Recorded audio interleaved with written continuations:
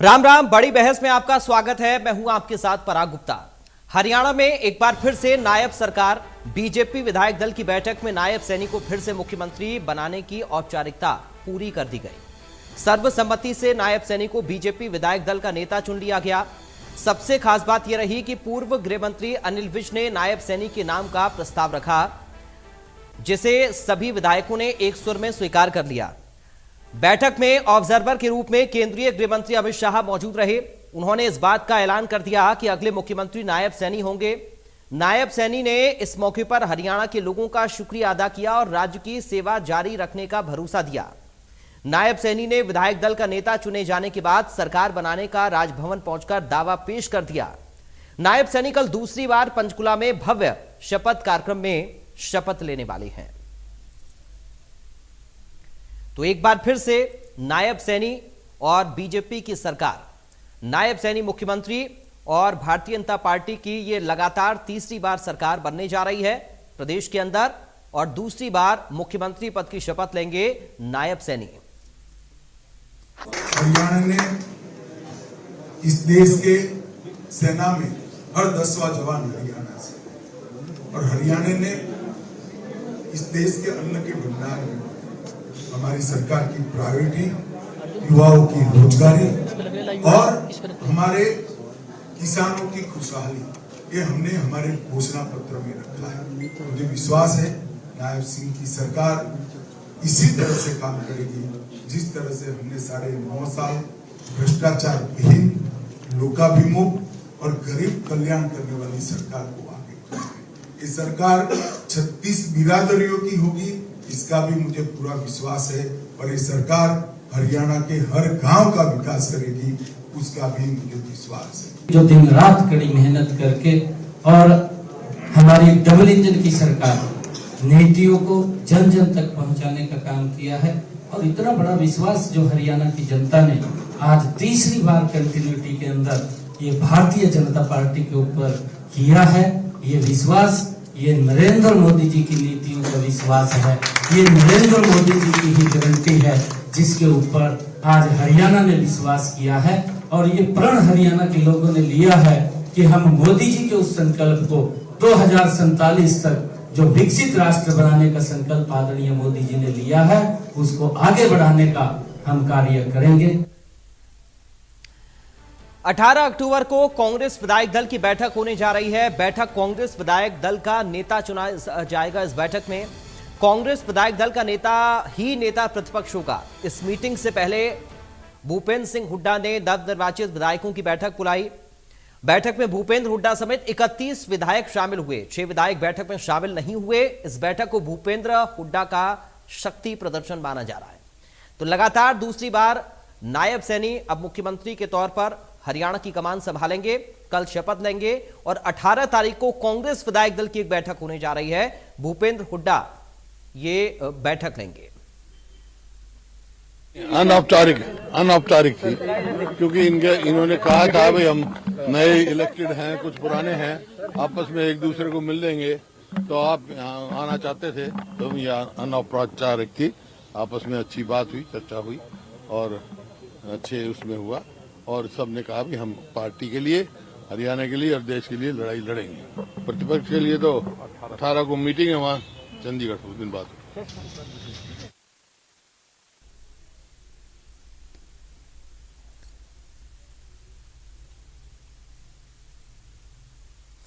तो भूपेंद्र हुड्डा को आप सुन रहे थे। अब कल शपथ समारोह है, इसकी तैयारी चल रही, और प्रधानमंत्री भी पहुंच रहे हैं शपथ समारोह में। केंद्रीय मंत्रियों की मौजूदगी रहेगी। मुख्यमंत्री, उप मुख्यमंत्री इस शपथ समारोह में पहुंचेंगे कई सारे। और उधर 18 तारीख को कांग्रेस की एक बैठक को लेकर भी जानकारी सामने आ रही है। आज चर्चा इसी पर हम करने जा रहे हैं। कल शपथ समारोह, एक बार फिर से कमान नायब सैनी के हाथ में, बीजेपी की सरकार, और उसके बाद 18 तारीख को कांग्रेस की भी बैठक है। हमारे साथ बीजेपी से प्रवक्ता विजेंद्र नेहरा बने हुए हैं। विजेंद्र नेहरा साहब, आपका स्वागत है। कांग्रेस पार्टी से प्रवक्ता बालमुकुंद शर्मा जी हमारे साथ हैं। बालमुकुंद जी, आपका स्वागत है। नेहरू से प्रवक्ता रजत पंजेटा हमारे साथ हैं। रजत जी, आपका स्वागत है। और वरिष्ठ पत्रकार ऋषि नारायण आचार्य हमारे साथ हैं। ऋषि नारायण जी, आपका स्वागत है। शुरुआत में ऋषि नारायण जी आपके साथ ही कर रहा हूं, उसके बाद में राजनीतिक चर्चा पर जाऊंगा। तो सर, कैसे आप देख रहे हैं कल का शपथ समारोह? प्रधानमंत्री की मौजूदगी, कई केंद्रीय मंत्री, मुख्यमंत्री, उप मुख्यमंत्री मौजूद रहने वाले हैं और उसके एक दिन के बाद कांग्रेस भी अपनी एक बैठक करने जा रही है। भूपेंद्र हुड्डा ये बैठक करेंगे, विधायक इस बैठक में शामिल होंगे जो भी निर्वाचित रहे होंगे। तो किस तरह से देख रहे हैं आगे का सिनेरियो, क्या बन रहा है हरियाणा के अंदर, ऋषि नारायण जी?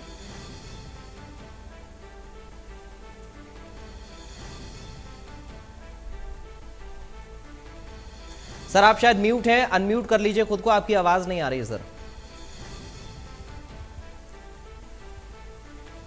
ऋषि नारायण जी अगर आप म्यूट हैं तो खुद को अनम्यूट करिए सर। हेलो जी, अब आपकी आवाज आ रही है, बोलिए। पार्टी के लिए यह काफी अच्छा अवसर है। अद्भुत सफलता प्राप्त की उन्होंने, जब पूरे प्रदेश में जो है एंटी इनकम्बेंसी की बात की जा रही थी और यह दावा किया जा रहा था कि प्रदेश में कांग्रेस की लहर चल रही है, और ऐसी अवस्था में पहले से ज्यादा सीटें लेकर और स्पष्ट बहुमत लेकर अपनी सरकार स्थापित करना, शायद मेरे अंदाज से हरियाणा की राजनीति में इससे पूर्व ऐसा कभी नहीं हुआ है कि एक सत्ताधारी पार्टी ने पहले से ज्यादा सीटें लाकर दोबारा सत्ता प्राप्त की हो।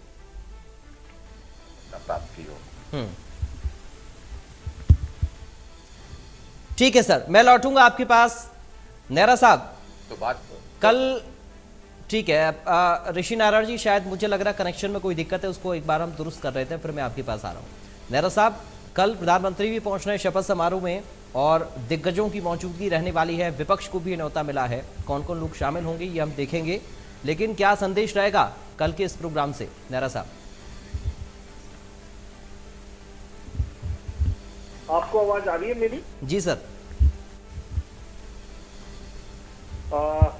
देखिए पराग जी, आज जिस तरह से केंद्रीय पर्यवेक्षक के रूप में केंद्रीय गृह मंत्री श्री अमित शाह जी आज पंचकुला में आए, उनके साथ में जो मध्य प्रदेश के मुख्यमंत्री हैं श्री मोहन यादव जी, उनकी उपस्थिति में जिस तरह से कार्यवाहक मुख्यमंत्री श्री नायब सैनी जी को भारतीय जनता पार्टी विधायक दल का नेता चुना गया है और उनके नाम का प्रस्ताव जिस तरह से पूर्व में हमारे गृह मंत्री रहे पार्टी के बहुत ही वरिष्ठ नेता श्री अनिल विज जी और श्री कृष्ण बेदी जी ने उनके नाम का प्रस्ताव जो रखा, भारतीय जनता पार्टी के सभी विधायकों ने उसका समर्थन किया है।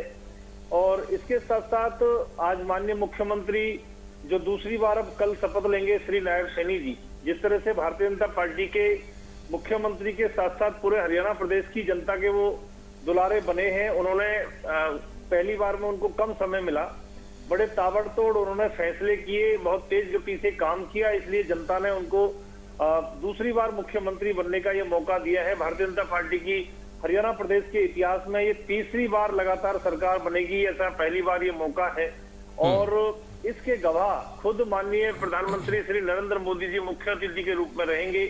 उनके साथ केंद्र में गृह मंत्री, सहकारिता मंत्री श्री अमित शाह जी, भारतीय जनता पार्टी के जो सभी नेता हैं, कार्यकर्ता हैं, एनडीए के जो हमारे मुख्यमंत्री हैं, पार्टी के सब नेता कार्यकर्ता और हमारे आदरणीय प्रदेश अध्यक्ष श्री मोहनलाल बड़ौली जी, माननीय मुख्यमंत्री श्री नायब जी, तमाम जो लोग हैं और हरियाणा प्रदेश की जो देवतुल्य जनता है, लगभग 50,000 के आसपास जो देवतुल्य जनता है, भारतीय जनता पार्टी के कार्यकर्ता हैं, वो सब इस ऐतिहासिक शपथ ग्रहण समारोह के अंदर रहने वाले हैं। और जिस तरह से भारतीय जनता पार्टी की सरकार ने ईमानदारी से बिना पर्ची, बिना खर्ची के जो नौकरी देने का सिस्टम शुरू किया था वो जारी रहेगा और तेज गति से वो गति पकड़ेगा। और ऑनलाइन ट्रांसफर पॉलिसी हमारी सरकार ने जो जारी की थी, लागू की थी, उसको हम आगे बढ़ाने का काम करेंगे और निश्चित रूप से एक मजबूत सरकार होगी, मजबूती से काम करेंगे, तेज गति से विकास करेंगे।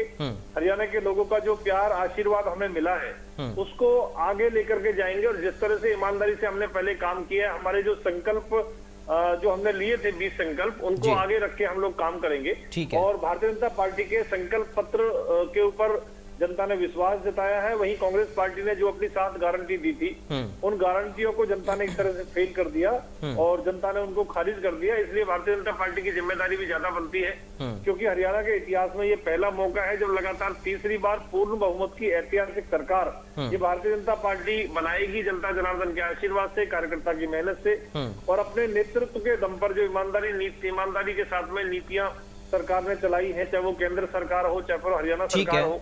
और जिस तरह से केंद्र सरकार ने जो पहली किस्त के रूप में लगभग 1947 करोड़ रुपए ये डबल इंजन की सरकार को दिए हैं, सरकार का फायदा मिलना शुरू हुआ है। तो आने वाले समय के अंदर हरियाणा प्रदेश के अंदर तेज गति से विकास होगा। ठीक है जी, चलिए बालमुकुंद शर्मा जी, कैसे देख रहे हैं सर कल होने वाले प्रोग्राम को? एक नई सरकार अब बनने जा रही है, एक बार फिर से नायब सैनी ही मुख्यमंत्री होंगे और एक हम कहें तो नई शुरुआत तो होने जा रही है, लेकिन नेहरा साहब कह रहे हैं कि जो योजनाएं लगातार हम चला रहे थे उनको और आगे अब बढ़ाने का काम किया जाएगा। बालमुकुंद जी, आपका पहला रिएक्शन। जी पराग जी नमस्कार। पराग जी, आज प्रधानमंत्री जी कल क्योंकि पंचकुला में आ रहे हैं और मैं यहीं पंचकुला में रहता हूँ जी, तो सारे रूट डाइवर्ट है, इसलिए गाड़ी से डिबेट करनी पड़ी, उसके लिए मैं खेद व्यक्त करता हूँ। ये काफी लंबी चौड़ी बातें कही हमारे प्रवक्ता ने बीजेपी के, काफी देखिए कल ये शपथ ग्रहण कर रहे हैं, मुबारकबाद, नई सरकार बनी है उसको मुबारकबाद देते हैं, लेकिन सरकार कैसी परिस्थितियों में बनी है और क्यों बनी है?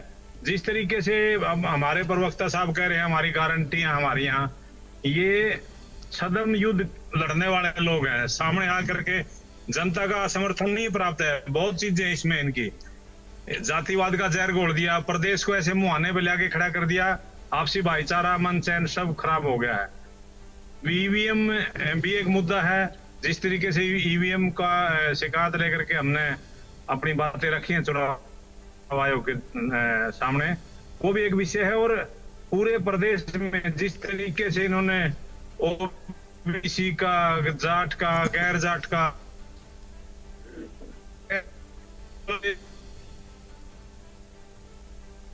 जमीन पे जाके देखेंगे, कोई भी खुश नहीं है इनसे, कोई भी खुश नहीं है। उसके बाद भी ये लोग कह रहे हैं जी हम 20 गारंटी दे देंगे, हम ये कर देंगे। तो आज मैं ज्यादा ये नहीं कहना चाहता, इनको मुबारकबाद ही दे सकते हैं। चलो कल इनकी शपथ ग्रहण होगी, ये जो 25,000 नियुक्तियों की इन्होंने बात की है, सब नियुक्तियां लटका रखी थी इन्होंने, लोगों को भरम जाल में फंसा रखा था। ये जितनी नियुक्तियां ये तो 6 महीने पहले कर सकते थे, 8-8, 9-9 महीने पहले ग्रुप डी के जो बच्चे लगने थे उनको लटका के रखा।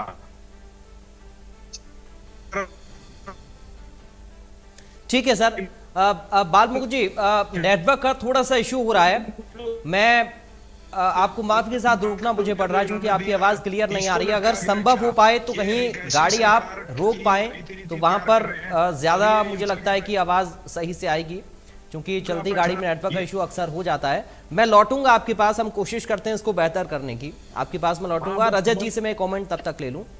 रजत जी बताइए सर, क्या आपको भी ऐसा लग रहा है कि कहीं ना कहीं जो सरकार बनी वो उसकी परिस्थितियां कुछ अलग रही हैं, जिनका जिक्र बालमुकुंद जी कर रहे हैं, और उनकी बातों से ऐसा लगता है कि होना कुछ और चाहिए था लेकिन हो कुछ और रहा है? रजत जी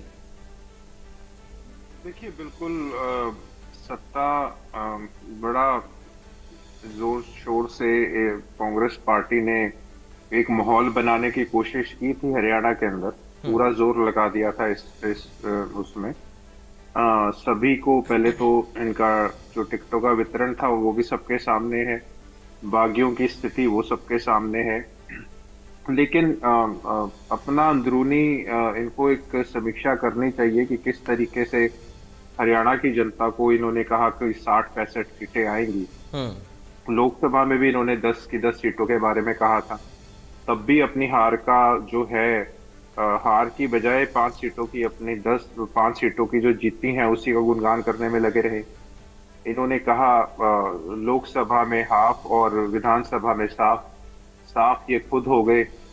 बहुत लोगों को इन्होंने मंत्री पद बांट दिए थे, पूरे हरियाणा के अंदर डिप्टी सीएम के पद बांट दिए गए थे। तो अब जो सपने सजाए थे शपथ के हमारे ये लोगों को हम मंत्री बनाएंगे, उनमें से बहुत से चेहरे तो इनके हार गए। डिप्टी सीएम का एक घोषणा करी थी इन्होंने कैप्टन यादव जी के पुत्र के लिए, वो भी बेचारे हार गए। तो देखिए अब जैसा अपना एक सपना सजाया था शपथ ग्रहण का कि हुड्डा जी मैं शपथ लूंगा, तो वो देखिए उन सपनों पे तो पानी फिर गया, और वो भी इनकी अपनी जो गलतियां हैं वो अब ये बताएंगे नहीं कभी जनता को कि एक जो सारा का सारा किस तरीके से बाकी नेताओं को एकला चलो की नीति थी हुड्डा जी की, सबको निपटाया धीरे धीरे करके, एक एक करके इन्होंने पार्टी का भट्ठा बिठा दिया, बड़े बड़े दिग्गज नेताओं को मजबूर करा, विवश करा, उन्हें बेइज्जत करा, उनके बार बार मीडिया में बयान आए। प्रदेश अध्यक्ष तक ने ये चीज की वो संज्ञान नहीं लिया कि मेरी भाषा कैसी रही है, इनके प्रदेश अध्यक्ष को हार का सामना करना पड़ा। तो देखिए, और एक तरीके से ये दिखा दिया था कि हम ही हैं जो भाजपा को हरा सकते हैं, बाकी पार्टियां तो वोट काटू हैं, बाकी पार्टियां तो बी टीम हैं, उनकी भी टिकट, उनके भी कहीं ना कहीं वोट जो है इन्होंने बटोरने का पूरा प्रयास किया। हर तरीके के हथकंडे अपनाने के बाद आज जो कांग्रेस है वो सत्ता से दूर है, जो इन्होंने सपने सजाए थे इसी वजह से वो सत्ता से ठीक है बाहर है इसकी वजह से। और जो देखिए भाजपा आई है, ठीक है, ये कांग्रेस की गलतियों की वजह से आज तीसरी बार जो इतिहास बना है, तीसरी बार जो पहले कभी नहीं हुआ, इतना वोट शेयर भी बराबरी का, जो अगर 2019 में देखें तो इंडियन नेशनल लोकदल की टूट की वजह से कांग्रेस को फायदा हुआ। रजत जी, आपने कांग्रेस की कमियां तो बताई कि आखिर क्यों डिफीट खाई कांग्रेस पार्टी, लेकिन बीजेपी कैसे आगे सत्ता में, इस बात का भी जिक्र करिए। और दावेदारी तो आप भी ठोक रहे थे। देखिए, लोकसभा से ही ये क्लियर हो गया था कि बाइपोलर इलेक्शन होने जा रहा है, इसमें कोई दो राय नहीं है। जिस तरीके से कांग्रेस ने पूरा जोर लगाने के बाद भी ये जैसे 5 सीटें हारी और 3 सीटें बड़े कम मार्जिन के साथ ये लोकसभा की जीते, वहीं पर से ही एक भूमिका बांधनी शुरू कर दी थी कि अगर कोई सत्ता से भाजपा को बाहर कर सकती है तो वो कांग्रेस कर सकती है, एक उसका वो बनाने की कोशिश की गई। लेकिन ये इनका पूरा हर हथकंडा, जैसे मैंने कहा, वो इन्होंने अपनाया। इस वजह से भाजपा को फायदा हुआ, क्योंकि इनके बागियों की वजह से, इनकी अंदरूनी फूट की वजह से ये कभी एक्सेप्ट नहीं करते, गलत टिकटों का वितरण हुआ। ठीक है, सबको पता है। ठीक है, मैं इस पर एक रिएक्शन बाल मुकुंद जी से पहले लूंगा। ठीक है सर, फिर मैं नेहरा साहब के पास जाऊंगा, फिर मैं ऋषि सर के पास जाऊंगा।